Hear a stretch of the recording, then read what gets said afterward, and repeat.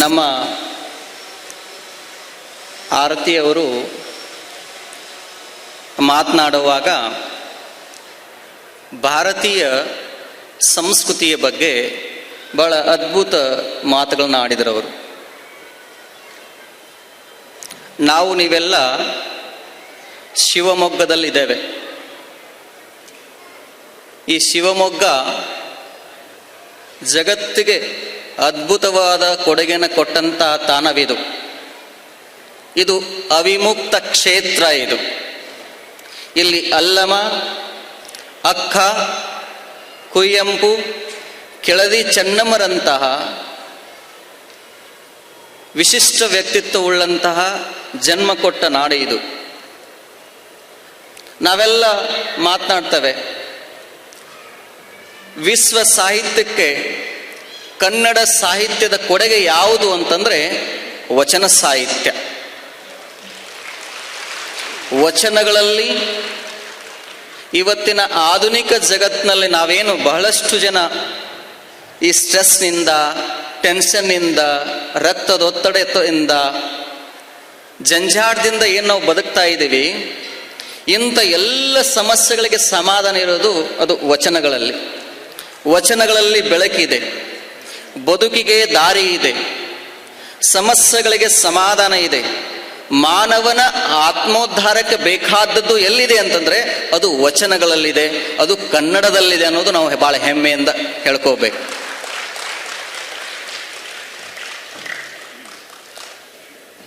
ಬಹಳಷ್ಟು ಇವತ್ತು ಜಗತ್ತಿನ 182 ರಾಷ್ಟ್ರಗಳು ಜೂನ್ 21ನೇ ತಾರೀಕು ಸೂರ್ಯನಡೆಗೆ ಮುಖ ಮಾಡಿ ಯೋಗ ಆಚರಣೆ ಮಾಡ್ತಾ ಇದ್ದಾವೆ. ಇದರ ಅರ್ಥ ಇವತ್ತು ಭಾರತ ಅದು ಒಂದು ದೇಶ ಆಗಿ ಉಳಿದಿಲ್ಲ, ಇಡೀ ಜಗತ್ತನ್ನು ಗೈಡ್ ಮಾಡುವಂಥ ಗುರುವಾಗಿ, ವಿಶ್ವಗುರುವಾಗಿ ಆಗಿದೆ ಇವತ್ತು. ಕಾರಣ ಯೋಗ. ಇವತ್ತು ಯೋಗ ಯಾರಿಗೆ ಬೇಡ ಹೇಳಿ? ಎಲ್ಲರಿಗೂ ಇವತ್ತು ಯೋಗ ಬೇಕು. ಹೇಗೆ ವೆಸ್ಟ್ ಏನಿದೆ ಅಂದರೆ ಪಶ್ಚಿಮದವರು ನಮಗೆ ಮೆಡಿಕಲ್ ಸೈನ್ಸ್ ಕೊಟ್ಟರು, ಆದರೆ ಈಸ್ಟ್ ಅಂದರೆ ನಾವು ಪೂರ್ವಿಕರು ನಾವೇನು ಕೊಟ್ಟಿವಿ? ಯೋಗಿಕ್ ಸೈನ್ಸನ್ನು ಕೊಟ್ಟಿವಿ. ಆದರೆ ಕನ್ನಡ ನೆಲದಲ್ಲಿ ಬಹಳಷ್ಟು ಯೋಗಗಳು ಹಿಮಾಲಯದಲ್ಲಿ ಹುಟ್ಟಿ ಹಿಮಾಲಯದಿಂದನೇ ಜಗತ್ತಿನ ಎಲ್ಲ ಕಡೆಗೆ ಪಸರಿಸಿದಾವೆ. ಆದರೆ ಒಂದು ಯೋಗ ಹಿಮಾಲಯದ ಎಲ್ಲ ಕಡೆಯಿಂದ ಬಂದ ಬಹಳಷ್ಟು ಯೋಗಗಳು ಹಿಮಾಲಯದಿಂದ ಕನ್ನಡಕ್ಕೆ ಬಂದಿದ್ದಾವೆ. ಕನ್ನಡನಲ್ಲಿರುವಂಥ ಒಂದು ಯೋಗ ಅದು ಹಿಮಾಲಯಕ್ಕೆ ಹೋಗಿದೆ. ಅದು ಯಾವುದು ಅಂತಂದರೆ ಅದು ಇಷ್ಟಲಿಂಗ ಯೋಗ, ಅದು ಶಿವಯೋಗ. ನಾವು ಬಹಳ ಖುಷಿ ಪಡಬೇಕು. ಅಷ್ಟಾಂಗ ಯೋಗವದು ಬಲು ಕಷ್ಟಲೋ ಮಗನೆಂದು ಇಷ್ಟಲಿಂಗವನು ಎನ್ನ ಕರಕಿತ್ತ ಶ್ರೇಷ್ಠ ಶ್ರೀ ಗುರುವೇ ಕೃಪೆಯಾಗುವಂತ. ಈ ಅಷ್ಟಾಂಗ ಯೋಗ ಏನಿದೆ, ಯಮ, ನಿಯಮ, ಆಸನ, ಪ್ರಾಣಾಯಾಮ, ಪ್ರತ್ಯಾಹಾರ, ಧಾರಣ, ಧ್ಯಾನ, ಸಮಾಧಿ ಅಂತ ನಾವು ಮಾತಾಡ್ತೇವೆ. It's not easy. ಅದು ಸುಲಭ, ಎಲ್ಲರಿಗೂ ಸಾಧನೆ ಮಾಡೋಕ್ಕಾಗಲ್ಲ. ಆ ಯೋಗಗಳು ಅವು ಕಷ್ಟದ ಯೋಗಗಳು. ಇದು ಇಷ್ಟದ ಯೋಗ ಅಂತಂದ್ರೆ ಅದು ಇಷ್ಟಲಿಂಗ ಯೋಗ. ನೀವು ಜಗತ್ತಿನ ಯಾವುದೇ ಒಂದು ಇತಿಹಾಸವನ್ನು ತೆಗೆದುಕೊಳ್ಳಿ, ಬುದ್ಧನ ಸಮಯವನ್ನು ತೆಗೆದುಕೊಳ್ಳಿ, ಮಹಾವೀರರ ಸಮಯವನ್ನು ತೆಗೆದುಕೊಳ್ಳಿ, ಜರತೃಷ್ಟ್ರರ ಸಮಯವನ್ನು ತೆಗೆದುಕೊಳ್ಳಿ, ಏಕಕಾಲಕ್ಕೆ ಒಂದೇ ಸ್ಥಳದಲ್ಲಿ ಒಂದೇ ಸಮಯದಲ್ಲಿ 770 ಜನ ಎನ್ಲೈಟನ್ ಆಗಿದ್ದು ಎಲ್ಲಾದ್ರೂ ಇದ್ರೆ ಅದು ಕನ್ನಡ ನಾಡಿನಲ್ಲಿ, ಅದು ಬಸವ ಕಲ್ಯಾಣದಲ್ಲಿ. ಅದು ನಾವು ಬಹಳ ಹೆಮ್ಮೆ ಪಡಬೇಕು. ಅದು ಎಂಥವರು? ನೀವು ಹಿಂದೆಲ್ಲ ಏನಿತ್ತು, ಈ ಯೋಗವನ್ನು ಮಾಡಬೇಕಾದ್ರೆ, ಆಧ್ಯಾತ್ಮ ಮಾರ್ಗವನ್ನು ಮಾಡಬೇಕಾದ್ರೆ ನೀವು ಸಂಸಾರವನ್ನು ತ್ಯಜಿಸ್ಬೇಕು, ಹೆಂಡತಿ ಮಕ್ಕಳನ್ನ ಬಿಡಬೇಕು, ಹಿಮಾಲಯಕ್ಕೆ ಹೋಗಬೇಕು ಅಂತಿತ್ತು. ಆದರೆ ಬಸವಣ್ಣವರು ಬಹಳ ಸರಳ ಮಾಡಿದರು ಈ ಯೋಗವನ್ನು. ಪ್ರತಿಯೊಬ್ಬರು ಕಸ ಹೊಡೆಯೋರು, ಹಗ್ಗ ಹೊಸೆಯೋರು, ಬುಟ್ಟಿ ಹೊಲಿಯೋರು, ಪಾತ್ರೆಗಳನ್ನು ತಿಕ್ಕೋರು, ಕಂಬಳಿಯನ್ನು ಹೊಲಿಯೋರು, ಪ್ರತಿಯೊಬ್ಬರೂ ಯೋಗಿಗಳನ್ನ ಆಗೋದನ್ನು ಹೇಳಿಕೊಟ್ರು ಬಸವಣ್ಣನವರು. ಈಗ ನಾನು ಒಂದೆರಡು ನಿಮಿಷಗಳ ಕಾಲ ನಿಮಗೆ ಕಣ್ಣು ಮುಚ್ಚಿ ಧ್ಯಾನವನ್ನು ಹೇಳಿಕೊಟ್ಟೆ. ಬಹುತರ ಯೋಗಗಳು ಏನಿದಾವೆ ಅಂತಂದ್ರೆ, ನಾವು ಹೊರಕಣ್ಣ ಮುಚ್ಚಿಕೊಂಡು ಒಳಕಣ್ಣ ತೆರೆದು ಧ್ಯಾನ ಮಾಡ್ತೇವೆ. ಅಂದ್ರೆ ಕಣ್ಣು ಮುಚ್ಚಿ ಧ್ಯಾನ ಮಾಡುವಂತಹದ್ದು. ಅಂದ್ರೆ ಯಾವಾಗ ನೀವು ಕಣ್ಣು ಮುಚ್ತೀರಿ, you disconnect to the outer world, connect to the inner world. ಇನ್ನು ಕೆಲವು ಯೋಗ ಪದ್ಧತಿ ಇದೆ, ಧ್ಯಾನ ಪದ್ಧತಿ ಇದೆ, ಕಣ್ ತೆರೆದು ಧ್ಯಾನ ಮಾಡೋದು. ಈ ತ್ರಾಟಕ ಅಂತ ಬರ್ತದೆ. ಅಂದ್ರೆ ನೀವೊಂದು ಕ್ಯಾಂಡಲ್ ಇಟ್ಟುಕೊಂಡು ಅದನ್ನು ತದೇಕ ದೃಷ್ಟಿಯಿಂದ ನೋಡೋದು, ಅಥವಾ ಒಂದು ದೀಪವನ್ನು ಇಟ್ಟುಕೊಂಡು ತದೇಕ ದೃಷ್ಟಿಯಿಂದ ಕಣ್ಣುಗಳ ತೆರ್ಕೊಂಡು ನೋಡೋದು. ಅಲ್ಲಿ ಪೂರ್ಣವಾಗಿ ಕಣ್ಣನ್ನು ಮುಚ್ತೇವೆ ಧ್ಯಾನದಲ್ಲಿ, ಇನ್ನೊಂದು ಕಡೆಗೆ ಪೂರ್ಣವಾಗಿ ಕಣ್ಣನ್ನು ತೆರಿತೇವೆ. ಆದರೆ ಬಸವಣ್ಣವರು ಕೊಟ್ಟಂತ ಏನು ಧ್ಯಾನ ಇದೆ, ಇದು ಅನಿಮಿಷ ಯೋಗ. ಇದು ಅಂದ್ರೆ ಅರ್ಧ ಕಣ್ಣು ಮುಚ್ಚಿ ಅರ್ಧ ಕಣ್ಣು ತೆರೆಯುವುದು ಯೋಗ ಇದು.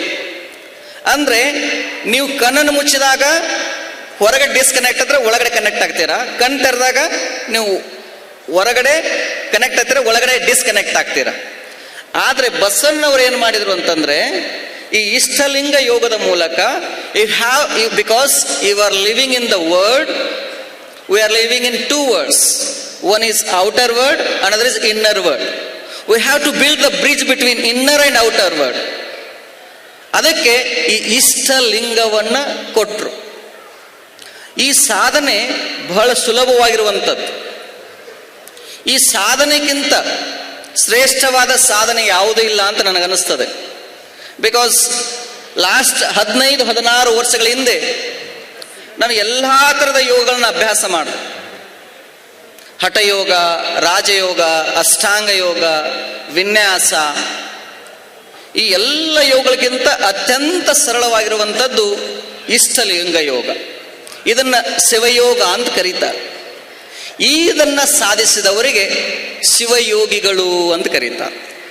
ಯಡಿಯೂರ ಸಿದ್ಧಲಿಂಗೇಶ್ವರರು, ಬಾಲಲೀಲಾ ಮಹಾಂತ ಶಿವಯೋಗಿಗಳು, ಅತನೀಯ ಮುರುಗೇಂದ್ರ ಶಿವಯೋಗಿಗಳು, ಅದೇ ಸಾಲಿನಲ್ಲಿ ಸೇರಿದವರು ಶಿವರಾತ್ರೀಶ್ವರ ಶಿವಯೋಗಿಗಳು. ನಮ್ಮ ಮಾರ್ಗ ಯಾವುದು ಅಂತಂದ್ರೆ ಅದು ಶಿವಯೋಗ ಮಾರ್ಗ. ಅದನ್ನ ಸಾಧಿಸಿದವರು ಶಿವರಾತ್ರೀಶ್ವರ ಶಿವಯೋಗಿಗಳು. ಈ ಸುತ್ತೂರು ಜಗದ್ಗುರುಪೀಠ ಪರಂಪರೆಯೊಳಗೆ ಒಬ್ಬರು ಮಂತ್ರ ಮಹರ್ಷಿಗಳು ಅಂತ ಬರುತ್ತಾರೆ. ಆ ಮಂತ್ರ ಮಹರ್ಷಿಗಳು ಏನ್ ಮಾಡ್ತಿದ್ರು ಅಂತಂದ್ರೆ, 7 ಕೋಟಿ ಬಾರಿ ಅವರು ಓಂ ನಮಃ ಶಿವಾಯ, ಓಂ ನಮಃ ಶಿವಾಯ, ಓಂ ನಮಃ ಶಿವಾಯ ಅಂತ ಬರೆದಿದ್ದದು. ಎಷ್ಟು ಬಾರಿ? 7 ಕೋಟಿ ಬಾರಿ. ಈಗ ನೀವು ಒಂದು ಪುಸ್ತಕದಲ್ಲಿ ಏನೋ ಬರಿತಾ ಇದ್ರೆ ಆರಂಭದ ಅಕ್ಷರಗಳು ತುಂಬಾ ಚೆನ್ನಾಗಿರ್ತವೆ, ಬರಿತಾ ಬರಿತಾ ಬರಿತಾ ಕೊನೆ ಅಕ್ಷರಗಳು ಹೆಂಗಿರ್ತವೆ, ಗಜಿಬಿಜಿ ಆಗ್ತವೆ. ಆದ್ರೆ ನೀವು ಸುತ್ತೂರು ಜಗದ್ದುಗಳ ಮಠಕ್ಕೆ ಹೋದ್ರೆ ಅವರು ಬರೆದಂತ ಓಂ ನಮಃ ಶಿವಾಯ ಅನ್ನುವಂಥದ್ದು ಮಂತ್ರ ಗ್ರಂಥಗಳಿದಾವೆ. ಮೊದಲೇನದು ಓಂ ನಮಃ ಶಿವಾಯ ಅಂತ ಬರೆದಾಗ ಏನು ಅಕ್ಷರಗಳೇನು ದುಂಡಗಿದಾವಲ್ಲ, ಕೊನೆಯ ಅಕ್ಷರ ಮುಗಿಯುವಾಗನು ಅದೇ ಒಂದು ಅಷ್ಟೇ ಸ್ಪಷ್ಟವಾಗಿ ಓಂ ನಮಃ ಶಿವಾಯ ಅಂತಿದೆ. ಅಂದ್ರೆ ಇದನ್ನೇ ಸೊಲ್ಲಾಪುರ ಸಿದ್ದರಾಮೇಶ್ವರ ಹೇಳ್ತಾರೆ, ಸಮತೆಯೇ ಯೋಗ ಅಂತ ಹೇಳಿದ್ರು ಅವರು. ಬ್ಯಾಲೆನ್ಸ್ ಇಸ್ ಯೋಗ ಅಂತ. ಇದನ್ನ ಸಾಧನೆ ಮಾಡಿದವರು ಶಿವರಾತ್ರೀಶ್ವರ ಜಗದ್ಗುಳವರು. ಇವತ್ತು ನಿಮಗೆಲ್ಲ ಗೊತ್ತಿರಬೇಕು, ಆರ್ಟ್ ಆಫ್ ಲಿವಿಂಗ್ ರವಿಶಂಕರ್ ಗುರುಜಿ ಅವರಿಗೆ ಜನ್ಮ ಕೊಟ್ಟ ಊರಿದು. ಅಂದ್ರೆ ಶಾರೀರಿಕವಾಗಲ್ಲ, ಸ್ಪಿರಿಚುವಲಿ ಅವ್ರು ಎನ್ಲೈಟನ್ ಆಗಿದ್ದು ನನ್ನ ಸ್ಥಳ ಅಂತಂದ್ರೆ ಶಿವಮೊಗ್ಗ ಅಂತ ಹೇಳ್ತಾರ ಅವರು. ಅಂತಹ ರವಿಶಂಕರ್ ಗುರುಜಿಯವರು ನಿಮಗೆಲ್ಲ ಗೊತ್ತವರು, ಜಗತ್ತಿನ ಎಲ್ಲ ಕಡೆಗೆ ಅವರು ಶಿಷ್ಯಂದಿರಿದ್ದಾರೆ. ಅವರು ನಮ್ಮ ವಯಸ್ಸಿದ್ದಾಗ, ಅಂದ್ರೆ ಒಂದು 30-35 ವರ್ಷ ಇದ್ದಾಗ ಅವರಿಗೆ ನಾನು ಏನು ಮಾಡ್ಬೇಕು ಮುಂದೆ? ಅವರು ಯೋಗ ಕಲ್ತ್ಕೊಂಡಿದ್ರು, ಮೆಡಿಟೇಷನ್ ಕಲ್ತ್ಕೊಂಡಿದ್ರು, ಎಲ್ಲ ಕಡೆ ಜಗತ್ತನ್ನು ತಿರುಕಾಡಿ ಬಂದಿದ್ರು ಅವರು. ನೆಕ್ಸ್ಟ್ ನಾನು ಏನು ಮಾಡಬೇಕು, ಯಾವ ರೀತಿ ನನ್ನ ಜನಗಳಿಗೆ ಯೋಗ ಹೇಳ್ಕೊಡ್ಬೇಕು, ಧ್ಯಾನ ಮಾಡಬೇಕು ಅಂತ ಸಂದರ್ಭದಲ್ಲಿ ಅವರಿಗೆ ಮಹರ್ಷಿ ಮಹೇಶ್ ಯೋಗಿಗಳು ಅಂತ ಬಹಳ ದೊಡ್ಡ ಯೋಗಿಗಳು, ಅವರು ನೀವು ನಮ್ಮ ಮಠದ ಉತ್ತರಾಧಿಕಾರಿ ಆಗ್ರಿ ಅಂತೇಳಿ ಆಫರ್ ಬಂದಿತ್ತು ಅವರಿಗೆ. ಅಂದರೆ ಮಹರ್ಷಿ ಮಹೇಶಿಗಳ ಬಗ್ಗೆ ನಿಮಗೆ ಹೇಳಬೇಕು ಅಂತಂದರೆ, ಅವರು ಹಾಲೆಂಡ್ ಅಂತ ಒಂದು ದೇಶ ಇದೆ, ನೆದರ್ಲ್ಯಾಂಡ್ ಅಂತ, ಅಲ್ಲಿ 3,000 ಎಕರೆಯಲ್ಲಿ ಒಂದು ಆಶ್ರಮ ಇದೆ ಅವ್ರದ್ದು, 3000 ಏಕರ್. ಅವರು ಸಮಾಧಿ ತೆಗೆದುಕೊಂಡ ಮೇಲೆ ಅವರ ಸಮಾಧಿ ಈ ಶರೀರವನ್ನು ತೆಗೆದುಕೊಂಡು 26 ಫ್ಲೈಟ್ ಜನ ಬಂದಿದ್ರು, ಬರೀ ಅವ್ರ ಶಿಷ್ಯರು. ಅಂತಹ ಬಹಳ ದೊಡ್ಡ ಸಂಸ್ಥಾನ ಅದು. ಅಂದರೆ ಜಗತ್ತಿನಲ್ಲಿ 2 ಧ್ಯಾನ ಪದ್ಧತಿ, ಒಂದು ವಿಪಸ್ಸನ, ಇನ್ನೊಂದು ಟ್ರಾನ್ಸೆಂಡೆಂಟಲ್ ಮೆಡಿಟೇಷನ್, ಭಾವಾತೀತ ಧ್ಯಾನ ಅಂತ ಕರೀತಾರೆ. ಅಂಥವರು ರವಿಶಂಕರ್ ಗುರುಜಿಯವ್ರನ್ನ ನೀವು ನಮ್ಮ ಮಠಕ್ಕೆ ಆಗ್ರಿ, ನಮ್ಮ ಆಶ್ರಮದ ಹೆಡ್ ಆಗ್ರಿ ಅಂತ ಆಫರ್ ಬಂದಾಗ ಅವ್ರಿಗೆ ಒಂದ್ಸಲ ಆಗಬೇಕು ಆಗಬಾರ್ದು ಕನ್ಫ್ಯೂಸ್ ಇದ್ದಾಗ ಅವರು ಬಂದದ್ದು ಎಲ್ಲಿ ಅಂತಂದ್ರೆ, ಜಗತ್ತಿಗೆ ಜನಗಳು ಕನ್ಫ್ಯೂಸ್ ಆದಾಗ ಮೆಡಿಟೇಷನ್ ಹೇಳ್ಕೊಡ್ತಿದ್ರು, ಯೋಗವನ್ನು ಹೇಳ್ಕೊಡ್ತಿದ್ರು. ಆದರೆ ಅವರು ಕನ್ಫ್ಯೂಸ್ ಆದಾಗ, ಅವರ ಮನಸ್ಸು ಸ್ವಲ್ಪ ಹೊಯ್ದಾಟದಲ್ಲಿದ್ದಾಗ ಅವ್ರು ಬಂದದ್ದು ಎಲ್ಲಿ ಅಂತ ಗೊತ್ತಾ? ಅವ್ರು ಬಂದದ್ದು ಸುತ್ತೂರು ಮಠಕ್ಕೆ. ಹಿಂದಿನ ಜಗದ್ಗುಳ ಹತ್ತಿರ ಬಂದದ್ದು. ಹಿಂದಿನ ಜಗದ್ಗುಳ ಹತ್ತಿರ ಬಂದು ಕೇಳ್ಕೋತಾರೆ, ಸ್ವಾಮೀಜಿ ನಾನು ಈ ಥರ ತೊಳ್ಳಾಟದಿದ್ದೇನೆ, ನಾ ಏನು ಮಾಡಲಿ ಅಂತ. ಆವಾಗ ಅವ್ರು ಹೇಳ್ತಾರೆ, ಇಲ್ಲಪ್ಪ ನೀನೇ ಒಂದು ಆಶ್ರಮ ಮಾಡು ಅಂತ ಶಿವರಾತ್ರೀಶ್ವರ ಜಗದ್ಗುರು ಹೇಳುತ್ತಾರೆ. ಅವರ ಆಶೀರ್ವಾದದಿಂದನೇ ನಾನು ಇವತ್ತು ಆರ್ಟ್ ಆಫ್ ಲಿವಿಂಗ್ ಬೆಳಲಿಕ್ಕೆ ಇಷ್ಟೊಂದು ಕಾರಣ ಅಂದ್ರೆ ಶಿವರಾತ್ರೀಶ್ವರ, ಅಂದ್ರೆ ಶಿವರಾತ್ರಿ ರಾಜೇಂದ್ರ ಮಹಾಸ್ವಾಮಿಗಳು ಅಂತ ಹೇಳ್ತಾರೆ. ಈಗಿನ ಜಗದ್ಗುಳು, ಹಿಂದಿನ ಜಗದ್ಗುಳು ಅದನ್ನು ಸ್ವತಃ ರವಿಶಂಕರ್ ಗುರುಜಿಯವರು ನನ್ನ ಮುಂದೆ, ನಮ್ಮ ಜಗದ್ಗುಳು ಮುಂದೆನೆ ಮೈಸೂರಲ್ಲಿ ಹೇಳಿತ್ತು. ಯಾಕೆ ಈ ಮಾತನ್ನು ಹೇಳ್ತಂದ್ರೆ, ಅದು ಅನೇಕ ಮಹಾನ್ ವ್ಯಕ್ತಿಗಳಿಗೆ ತವರು ತಾಣ ಯಾವುದು ಅಂತಂದ್ರೆ ಸುತ್ತೂರು ಮಠ. ಅಷ್ಟೇ ಅಲ್ಲ, ಇಂದಿನ ಜಗದ್ಗುಳು ನಿಮಗೆ ಪ್ರತಿನಿತ್ಯ ಸಿದ್ದೇಶ್ವರ ಅಪ್ಪಗಳು ಪ್ರತಿನಿತ್ಯ ನಿಮಗೆ ಪ್ರವಚನವನ್ನು ಹೇಳಿಕೊಡ್ತಾ ಇದ್ದಾರೆ. ಬಹುತೇಕ ನಾವು ಇಬ್ಬರು ಗುರುಗಳು ಹೇಗಿರಬೇಕು ಅನ್ನೋದಕ್ಕೆ, ದೊಡ್ಡ ದೊಡ್ಡ ಗುರುಗಳು ಹೇಗಿರಬೇಕು ಅನ್ನೋಕ್ಕೆ ಆದರ್ಶ ಅಂತಂದ್ರೆ ಈಗಿನ ಜಗದ್ಗುಳು ಮತ್ತು ನಮ್ಮ ಸಿದ್ದೇಶ್ವರ ಮಹಾಸ್ವಾಮಿಗಳು. ಅವರ ಮತ್ತು ಸಿದ್ದೇಶ್ವರ ಮಹಾಸ್ವಾಮಿಗಳ ಅವಿನಾಭಾವ ಸಂಬಂಧ ಬಹಳ ವರ್ಷಗಳದ್ದು. ಬಹುತೇಕ ಸಿದ್ದೇಶ್ವರ ಸ್ವಾಮಿಗಳನ್ನ ವಿಜಯಪುರದ ಒಂದು ಆಶ್ರಮದಲ್ಲಿ ಇದ್ದಂಥ ಸಿದ್ದೇಶ್ವರ ಅಪ್ಪುಗಳನ್ನ ಸುತ್ತೂರು ಮಠಕ್ಕೆ ಆಹ್ವಾನ ಮಾಡಿ ಅವರ ಪ್ರವಚನಗಳಲ್ಲಿ ಏರ್ಪಡಿಸಿ ಸಿದ್ದೇಶ್ವರ ಸ್ವಾಮಿಗಳಲ್ಲಿರುವಂತಹ ಜ್ಞಾನವನ್ನ ಜಗತ್ತಿಗೆ ತೋರಿಸ್ಬೇಕು ಅಂತ ಹೇಳಿ ಇಂದಿನ ಜಗದ್ಗುಳು ಸಿದ್ದೇಶ್ವರಪ್ಪನ ಜಗತ್ತಿನ ಮೂಲೆ ಮೂಲೆ ಕರ್ಕೊಂಡು ಹೋಗಿ ಇವತ್ತು ಸಿದ್ದೇಶ್ವರ ಸ್ವಾಮಿಗಳನ್ನು ನಾವು ಇಡೀ ಜಗತ್ತು ನೆನೆಸ್ತಾ ಇದೆ ಅಂತಂದ್ರೆ ಅದು ಅವರಲ್ಲಿರುವಂಥ ಜ್ಞಾನ, ಅವರಲ್ಲಿರುವಂಥ ಪ್ರತಿಭೆಯನ್ನು ಪ್ರೋತ್ಸಾಹಿಸಿದ್ದು ನಮ್ಮ ಇಂದಿನ ಜಗದ್ಗುಳು. ಅದನ್ನು ನಾವು ಮೆಚ್ಚಬೇಕು. ಅವ್ರ ಬಗ್ಗೆ ಇನ್ನೂ ಹೇಳಬೇಕು ಅಂತಂದ್ರೆ, ಸಿದ್ದೇಶ್ವರ ಅಪ್ಪುಗಳಿಗೆ ಮತ್ತು ಸುತ್ತೂರು ಜಗದ್ಗುಳಿಗೆ ಎಷ್ಟು ಅವಿನಾಭಾವ ಸಂಬಂಧ ಇದೆ ಅಂತಂದ್ರೆ, ಕೆಲವು ವರ್ಷಗಳ ಹಿಂದೆ ನಾವು ಸುತ್ತೂರು ಜಗದ್ಗುಳು ಸಿದ್ದೇಶ್ವರ ಅಪ್ಪಗಳು ಅಮೇರಿಕಾದಲ್ಲಿ ಅಲ್ಲಿ ಪ್ರತಿ ವರ್ಷ VSNA ಕನ್ವೆನ್ಷನ್ ಅಂತ ಮಾಡ್ತಾರೆ, ಹೋಗಿದ್ವಿ. ಹೋದಂಥ ಸಂದರ್ಭದಲ್ಲಿ ಸುತ್ತೂರು ಜಗದ್ಗುಳು ಸಿದ್ದೇಶ್ವರ ಅಪ್ಪಗಳು ನಮ್ಮ ಆಲ್ಮಟ್ಟಿ ಸ್ವಾಮೀಜಿಯವರಿದ್ದಾರೆ, ಅವರು ನಮ್ಮ ಸುತ್ತೂರು ಮಠದ ಇಂದಿನ ಉತ್ತರಾಧಿಕಾರಿಯಾಗಿರುವಂಥ ಜಯರಾಜೇಂದ್ರ ಮಹಾಸ್ವಾಮಿಗಳು. ನಾವೆಲ್ಲ ಕೂಡಿದ್ದೀವಿ ಅಲ್ಲಿ ಕೂಡಿದ್ದಂಥ ಸಂದರ್ಭದಲ್ಲಿ ಬುದ್ಧಿಜಿಯವರು ಒಂದು ಗೆಸ್ಟ್ ಹೌಸ್ನಲ್ಲಿ ಇದ್ರು. ನಾನು ಬೆಳಗ್ಗೆ ಹೋಗಿ ನೋಡುತ್ತಾ ಇದ್ರೆ ಆ ಗೆಸ್ಟ್ ಹೌಸ್ನಲ್ಲಿ ಮೇಲ್ಭಾಗದಲ್ಲಿ ಫಸ್ಟ್ ಫ್ಲೋರ್ನಲ್ಲಿ 2 ರೂಮ್ಗಳಿದ್ದು. ಒಂದು ರೂಮುನಲ್ಲಿ ಸಿದ್ದೇಶ್ವರಪ್ಪಗಳಿದ್ರು, ಇನ್ನೊಂದು ರೂಮ್ನಲ್ಲಿ ಜಗದ್ಗುಳಿದ್ರು. ಆದರೆ 2 ರೂಮ್ಗಳಿದ್ದವಲ್ಲ, ಒಂದು ರೂಮ್ನಲ್ಲಿ ಮಾತ್ರ ಅಟ್ಯಾಚ್ ಬಾತ್ರೂಮ್ ಇತ್ತು. ಅಟ್ಯಾಚ್ ವಾಶ್ರೂಮ್ ಇತ್ತು, ಇನ್ನೊಂದು ರೂಮ್ನಲ್ಲಿ ಅಟ್ಯಾಚ್ ಇರಲಿಲ್ಲ. ಇವರು ಜಗದ್ಗುರು ಸಿದ್ದೇಶ್ವರ ಸ್ವಾಮಿಗಳಿಗೆ ಅಟ್ಯಾಚ್ ಬಾತ್ರೂಮ್ ಕೊಟ್ಟು ತಾವು ನಾರ್ಮಲ್ ರೂಮಲ್ಲಿ ಇದ್ದದ್ದವ್ರು. ಈ ಮಾತನ್ನ ಯಾಕೆ ನಿಮಗೆ ಹೇಳ್ತೀನಿ ಅಂತಂದ್ರೆ, ಒಬ್ಬ ಜಗದ್ಗುರು ಅನ್ನುವಂತ ಹೇಗಿರ್ಬೇಕನ್ನಕ್ಕೆ ಇಂದಿನ ಜಗದ್ಗುರು ನಮಗೆ ಆದರ್ಶ. ನಮ್ಮ ಸ್ವಾಮಿ ರಾಮ ಅಂತ ಬಹಳ ದೊಡ್ಡ ಯೋಗಿಗಳು, ಅವರು ತಮ್ಮ 4 ನಿಮಿಷಗಳ ಕಾಲ ತಮ್ಮ ಹೃದಯ ಸ್ತಂಭನವನ್ನು ನಿಲ್ಲಿಸ್ತಿದ್ರು. ಅವರು ಬರೀ ಪ್ರಾಣಾಯಾಮದ ಮೂಲಕ.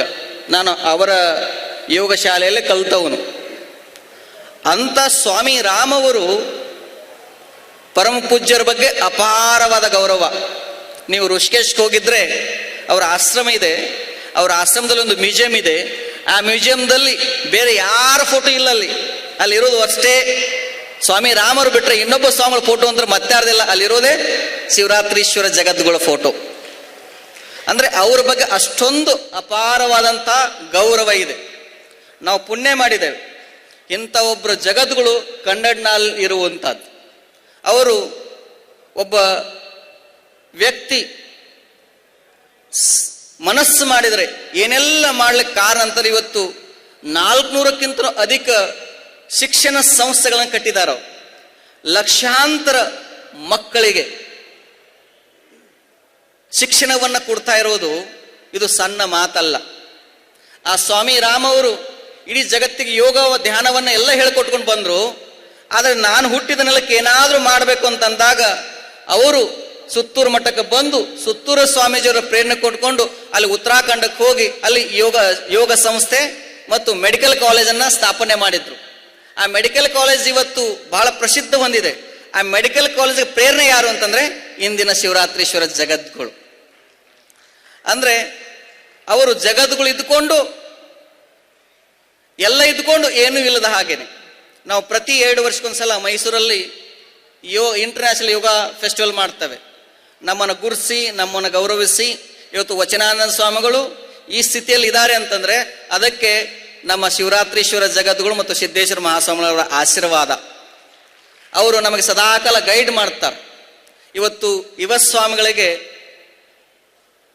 ಮಾಡೆಲ್ ಗುರುಗಳು ಸಿಗ್ತಾ ಇಲ್ಲ. ಇವತ್ತು ನಮ್ಮಂತ ಸ್ವಾಮಿಗಳೇ ನಾವು ಯಾವ ರೀತಿ ಆಗಬೇಕು ಅಂತ ಮುಂದೆ ನಮಗೇನು ಕಾಣ್ತಾ ಇರುವಾಗ ನಮಗೆ ಕಾಣುವುದೇ ಸುತ್ತೂರು ಜಗದ್ಗುಳು ಆದ್ರೆ ಸುತ್ತೂರು ಜಗದ್ಗುಳು ಹಂಗೆ ಆಗಬೇಕು, ಸ್ವಾಮಿಗಳಂತ ಆದ್ರೆ ಸಿದ್ದೇಶ್ವರ ಸ್ವಾಮಿಗಳು ಹಂಗೆ ಆಗಬೇಕು ಅಂತ ನಮಗೆ ಅನಿಸ್ತದೆ.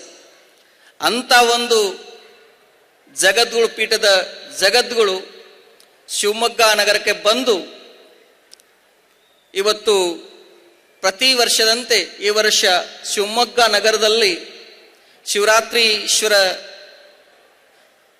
ಮಹೋತ್ಸವನ ಮಾಡ್ತಾ ಇರೋದು ನಮಗೆ ಬಹಳ ಖುಷಿಯಾಗಿದೆ. ಮುಂದಿನ ವರ್ಷ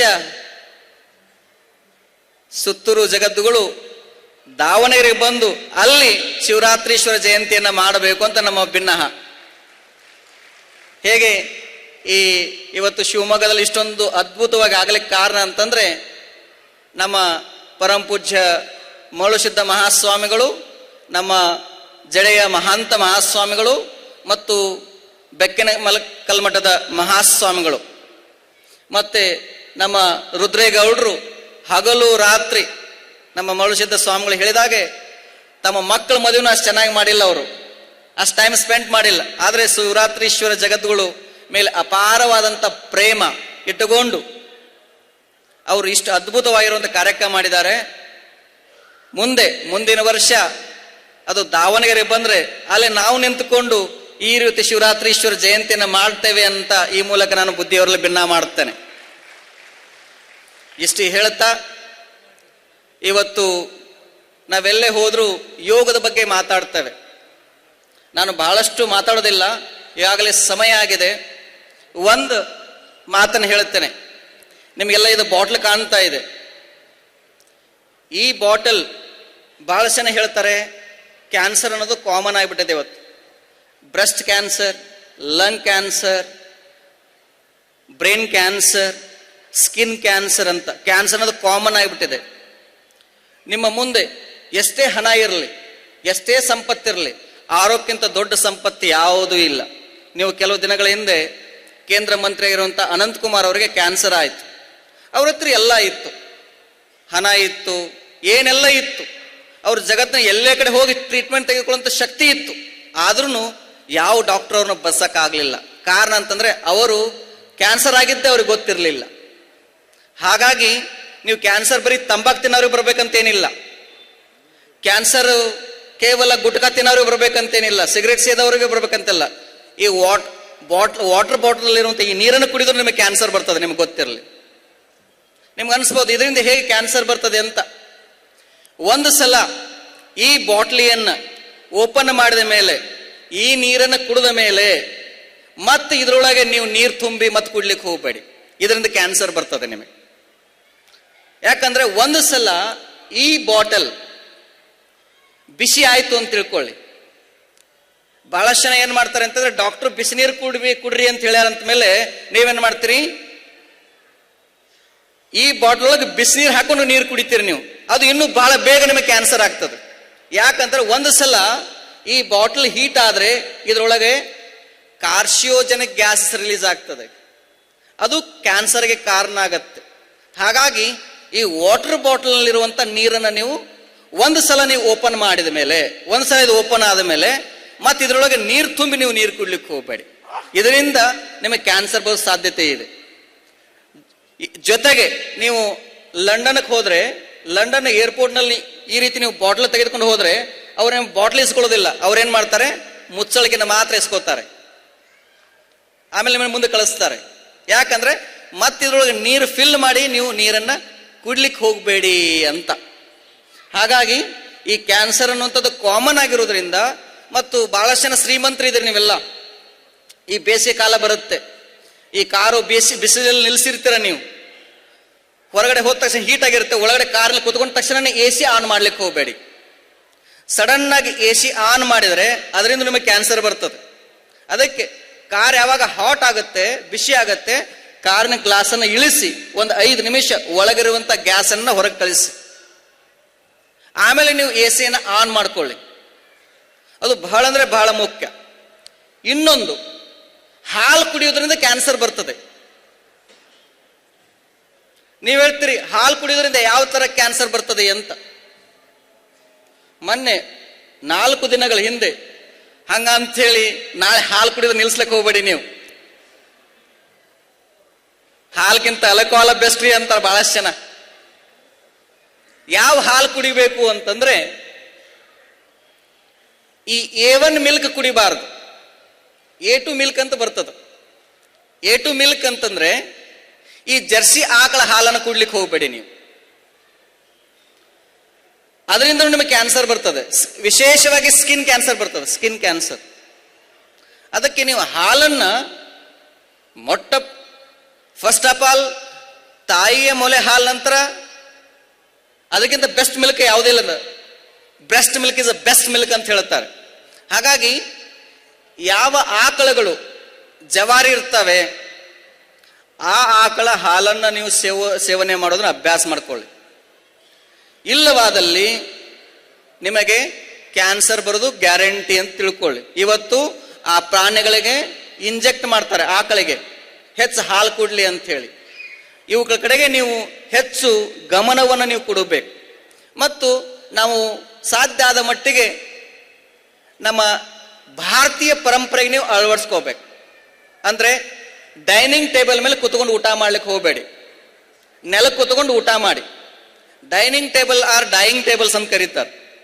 ಅವಾಗ ಹಳ್ಳಿಯ ಹೆಣ್ಮಕ್ಳು ಹೆಂಗೆ ಕುತ್ಕೊಂಡು ಊಟ ಮಾಡ್ತಿದ್ರು ಅಂದ್ರೆ, ಸಾಧ್ಯ ಆದ ಮಟ್ಟಿಗೆ ನೆಲಕ್ಕೆ ಕುತ್ಕೊಂಡು ಊಟ ಮಾಡೋದ್ರಿಂದ ಏನಾಗತ್ತೆ ಅಂತಂದ್ರೆ ಬಹಳ ಬೇಗ ಪಚನ ಆಗತ್ತೆ. ಈಗ ನೀವು ಡೈನಿಂಗ್ ಟೇಬಲ್ ಕುತ್ಕೊಂಡು ಊಟ ಮಾಡಿದ ಮೇಲೆ ಏನಾಗತ್ತೆ ಅಂತಂದ್ರೆ ಇನ್ನೂ ಬೇಕಂತ ಮುಂದೆ ಹೊಟ್ಟೆ ಬಂದ ಮುಂದೆ ಗೊತ್ತಾಗೋದಿಲ್ಲ, ಹಂಗ ಮುಂದೆ ಜೋತ್ ಬಿದ್ದಿರ್ತದೆ. ಅದಕ್ಕೆ ಗಂಡು ಮಕ್ಳಿಗೆ ಹೊಟ್ಟೆ ಮುಂದೆ ಬಂದ್ರೆ ಏನ್ ಕರೀತಾರೆ ಗೊತ್ತಾ, ಎವರ್ ಪ್ರೆಗ್ನೆಂಟ್ ನೆವರ್ ಡೆಲಿವರಿ ಅಂತ. ಸೊ ಹಾಗಾಗಿ ಹಸಿಯದೆ ಉಣಬೇಡ, ಹಸಿದು ಮತ್ತಿರಬೇಡ, ಬಿಸಿಬೇಡ ತಂಗಳು ಬೇಡ, ವೈದ್ಯನ ಗೊಡವೇ ಬೇಡ ಸರ್ವಜ್ಞ. ಸಾಧ್ಯ ಆದ ಮಟ್ಟಿಗೆ ಈ ಅಗಸೆ ಚಟ್ನಿಯನ್ನ ಹೆಚ್ಚು ನೀವು ಸೇವನೆ ಮಾಡಿ. ಅದಕ್ಕೆ ಫ್ಲೆಕ್ಸೀಡ್ ಅಂತ ಕರೀತಾರೆ. ಈ ಜೋಳದ ರೊಟ್ಟಿ, ಜೋಳವ ತಿಂದವನು ತೋಳನಂತಾಗುವನು, ರಾಗಿಯನ್ನು ತಿಂದವನು ನಿರೋಗಿ ಆಗುವನು, ಅಕ್ಕಿಯನ್ನು ತಿಂದವನು ಹಕ್ಕಿ ಅಂತಾಗುವನಂತೇಳಿ. ಅಂದ್ರೆ ನೀವೆಲ್ಲ ಶಿವಮೊಗ್ಗದವ್ರು, ಇಲ್ಲೆಲ್ಲ ಬಹಳ ಜನ ಅಕ್ಕಿ ರೊಟ್ಟಿ ತಿಂತೀರಿ ನೀವು. ಅಕ್ಕಿಯನ್ನು ಸ್ವಲ್ಪ ಕಡಿಮೆ ಮಾಡಿ, ಈ ರಿಫೈನ್ಡ್ ಆಯಿಲ್ ಅನ್ನ ಹೆಚ್ಚು ಯೂಸ್ ಮಾಡ್ಲಿಕ್ಕೆ ಹೋಗ್ಬೇಡಿ. ಈ ಪಾಲಿಸ್ ಅಕ್ಕಿ ಮಾತ್ರ ದಯಮಾಡಿ ತಿನ್ಲಿಕ್ಕೆ ಹೋಗ್ಬೇಡಿ ನೀವು. ಪಾಲಿಸ್ ಅಕ್ಕಿಗಿಂತ ಡೇಂಜರ್ ಯಾವುದೇ ಇಲ್ಲ. ಯಾರು ಅತಿ ಹೆಚ್ಚು ಕಾಸ್ಟ್ಲಿ ಅಕ್ಕಿ ತಿಂತಾರೆ ಅವರಿಗೆ ರೋಗಗಳು ಬಹಳ.